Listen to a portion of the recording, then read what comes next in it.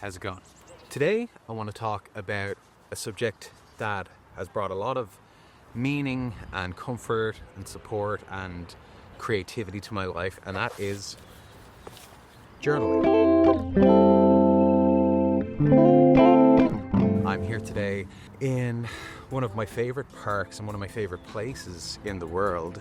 It's Greenwich Park in London, and I've spent a lot of time here sitting around drinking coffee, journaling, listening to music, and just kind of relaxing, just kind of watching the world go by.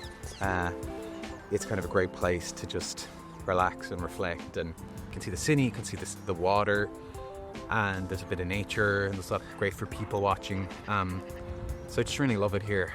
So I thought that this would be a great place to talk about journaling. Journaling for me is something that is part of my creative process as a writer. Every story idea, every script I have starts in a journal like this. It's something that kind of comes very intuitively to me, but there is a lot of actually science and cognitive science around why journaling can be such a productive kind of tool for your creativity. But it's not just for creativity. I actually get a lot of help from journaling just in my personal life through, for personal development and for kind of like mental health support, I guess. There's lots of reasons you can journal. You can do it for writing, for drawing, for recording what's happening in your life, for reflecting on your life, for figuring things out, and also just to reflect and sometimes vent, okay? So there's a few different types of journals I have here. I've got a couple of journals. This brand were like my favorite for a long time. They're called Castelli, and they're made in Italy. They're very fancy. I'm pretty sure you just get them on Amazon. But I love them. They've got like 200 and something pages. They have a little envelope in the back where you can put your papers, or photographs or anything like that. And they have like a little kind of makeshift bookmark thingy here. One of the things that surprised me with these journals is a few years ago, I started writing an idea that turned into an entire novel, and I wrote an entire novel by hand in one of these journals. The entire first draft of the novel is a rough draft, kind of a brain dump draft. Coffee's not great. This next brand of journals are the ones that I use a lot. I actually don't know what they're called, to be honest. They don't seem to have a name of them. Get them on Amazon. They're kind of like the Castelli ones, but they have a kind of slightly thicker lines. They have an envelope in the back, which is great. You can see I've got loads of crap in there. And they just have more pages, and they also have a place for the date and the numbers, okay? Then there's also this, which you might have seen ads for on your feed. It's called Mind Journal. I'm not sure if you've seen one of these, but this is interesting. These are kind of aimed at men. For kind of personal development. I think what's really interesting about these is if you are someone who maybe doesn't have much experience with journaling, or is a little bit kind of self-conscious or like intimidated by the idea, this is a great kind of, it has like templates, for kind of how to journal. I think it also kind of helps with building maybe a bit of emotional intelligence. It helps with you kind of it gives you exercises to do, journaling exercises. It asks you to write about your intentions, your achievements, things you're grateful for. It encourages you to kind of make time for yourself. And it's just really nicely designed. I think it's made like vegan leather, and they're a great gift to get if you're a guy, and if you're looking for a gift for a guy in your life. I think it's a really nice, classy kind of option.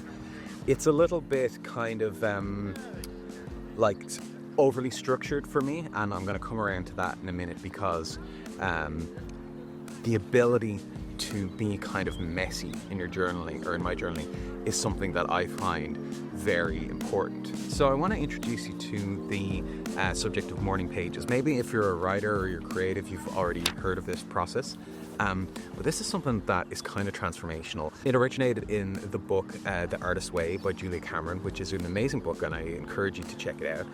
That book is all about kind of becoming more creative and working on your creative self and recovery if you're feeling kind of like stagnant or blocked or anything like that.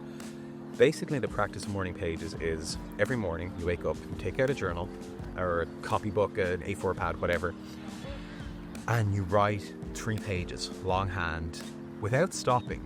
And the idea is that it's stream of consciousness, it's messy, it is just a brain dump. It's getting the words out of your head onto the page.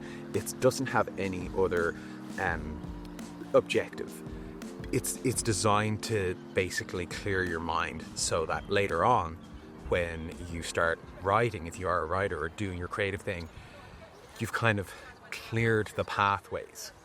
Now, you're doing it first thing in the morning, so you could write anything in this. It really doesn't matter. It's not to be shown to anybody. You don't even have to go back and read it. You can literally just write the F word over and over again if that's what's coming to you at the moment. You can write about your dreams, what you dreamt about the night before. You can write about your intentions for the day, but really there's no pressure for it to be good, okay? And that's something I think is really important to think about no matter what kind of journaling you're doing, because I remember when I started journaling, I started writing it and I realized I was so self-conscious about what I was saying. And I think, if I'm being totally honest with myself and making myself look a little bit vulnerable here, I think there was probably part of me that was writing in a journal and thinking, someday somebody's going to read this, like long after I'm gone.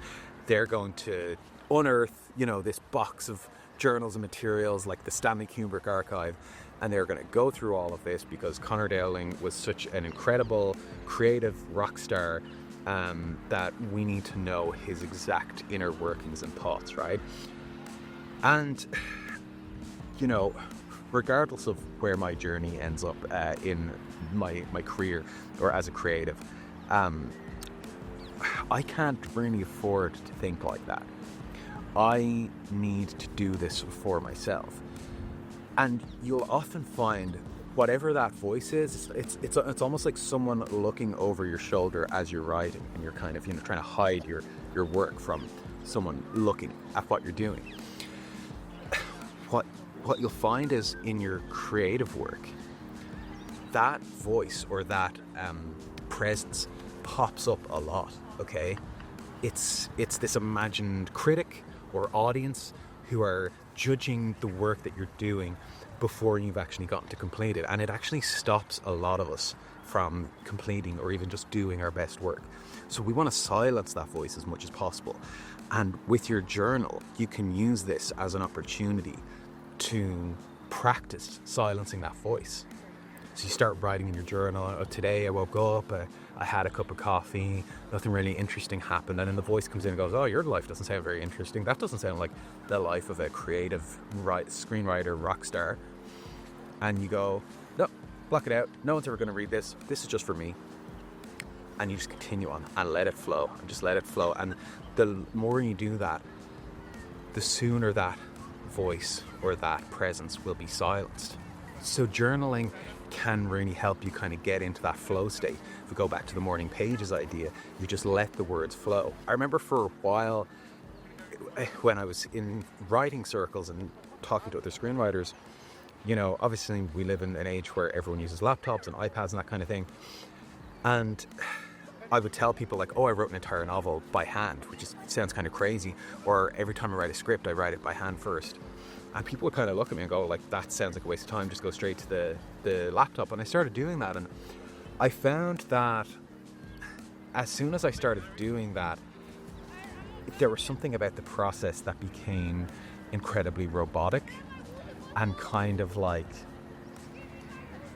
I think I heard Emma Thompson, she's a screenwriter, an actor, and I heard Emma Thompson saying that she writes a screenplay like 3 or 4 times out by hand before ever bringing it to a computer. The reason being that as soon as you get onto the computer, you're kind of tricked into believing that the thing is finished, when actually this is just still draft 1 of many. But when you write it by hand, you can be a bit messier. You can put in placeholders. You can go, oh, I don't know this character's name. We'll just call him John and we'll come back to that. I don't know what he says. He says this. But you're putting in these placeholders, and that will get you through the scene. That will get you through the script. And then you have this vomit draft that you can edit. And I think in an ideal world, yeah, I would write another handwritten draft. But usually once I have that kind of handwritten draft, then I'll go to script on the laptop. And I just know that the thing I'm typing on the laptop, I've allowed that kind of creative process of the idea flowing out of me to happen before I've ever gotten to typing. Now, what I didn't realize was that there was some neuroscience that I'm going to vaguely quote here that backs up why this might be an enriching creative process. And basically, there's been all of these tests done where they're finding that kids in school are learning better from handwriting and reading from books than they are from laptops and iPads, where we kind of automatically thought that the technology was going to help us more, but actually it doesn't for whatever reason. Even hear of all of these guys in Silicon Valley who won't let their kids, like Steve Jobs wouldn't let his kids have, iPads and that kind of thing. Something to do with how we learn. And there were some studies done that it's basically the mind-hand or the brain-to-hand connection that happens when you write. The way your hand is forming the letters, it opens up more pathways in your brain than typing on a computer, right? So that has to be a good thing. I don't know why, but if more parts of your brain are being activated when you're trying to tell a story, then that has to be a good thing. So when I discovered that, it kind of validated me in my original, like I said, intuitive, instinctive sensibility towards writing everything by hand, It's allowing yourself to be imperfect on the page while you figure it out. In terms of you're using it as a tool for your mental health, this is something that has really helped me over the years. There are all sorts of journaling exercises you can do. Some, again, are more structured or more regimented than others.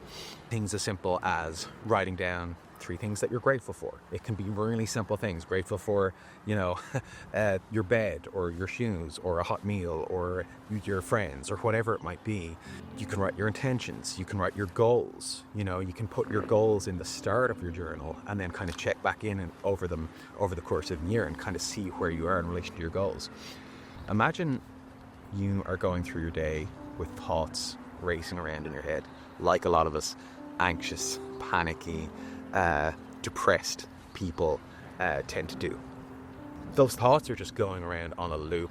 It's like a feedback loop, microphone feeding back on a speaker.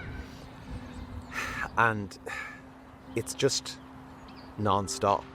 And it can be really deafening sometimes, like how hard that gets. My belief is that once you bring the journal into the equation, you're adding in a new path for those thoughts to travel. Okay, so this loop that was going around and around in your brain, suddenly, if you can imagine it traveling down your arm into your hand and then onto the page. And as it starts to fill the page, these pathways in your brain start to activate. And again, I'm not a neuroscientist, I'm not a physiologist or whatever, but there's something about bringing that physical active element, that creative element. Even you don't have to have good handwriting, because again, no one's going to read this. You don't even have to read this. But as you're writing it, you'll suddenly find yourself articulating what you're thinking. Because when it was going around and around your head, the conversation was a bit one note. It wasn't really changing. But now that you've brought this new element into it, the conversation starts to change and you suddenly are in dialogue with yourself in this kind of internal, external back and forth, okay? You see the words on your page and you suddenly see new lines of dialogue that weren't happening in your head and you go, oh, I didn't see the situation like that before. That's really interesting. Actually, no, it's not like that. Things are a bit more like, maybe they're more like this. And then you start asking yourself questions. What if I did this? Or what if I did that? Oh, I never thought of it that way. Okay, so straight away, this might not cure. This won't cure like whatever, ailment a person might have. But it's support, it's comforting. Another tool that I use when things are really rough and, like we've all had those days and you just like need someone to talk to and there's no one around. I pick up my journal And someone told me to do this when I was having a really hard time once. And I picked up my journal and I just wrote at the top of the page, what do I need right now? And it's almost like you're posing a question to your unconscious or your conscious mind, whatever. This is all full of pseudoscience, like, like, give me a break. Okay, you ask yourself, what do I need right now? And then you just start writing, freehand, stream of consciousness, and just see what comes out. And you might surprise yourself. It might come out and say, you know what, I need a nap. I need a bit of a rest. I need to take a day off work if I can. I need to get out for a walk. I need to talk to someone. I need to go to therapy. I'm actually struggling more than I realized. I need some intervention here. And even just doing that can kind of, access the wisdom that is like inside you, that we have, that we don't realize that we have. I have journaled my way out of some really dark times, And sometimes if it gets really dark, that might be your wake-up call, to go, oh, I actually really need help, and I've identified that myself, and I can't help myself right now. I need some external help. That's information I didn't have before I, picked up the pen. And remember, no one has to read what you've written, unless you want them to. Some people might like the idea of getting a journal and writing perfectly and, maybe even drawing like little illustrations or diagrams. That's great. If that's your thing, go for it. For me, that's not it. For me, it's like, sometimes I'll try to be neater. Sometimes I'll just be like, letting loose and just make it a mess so that I can kind of see what all of the pieces are that I can then kind of put them back together.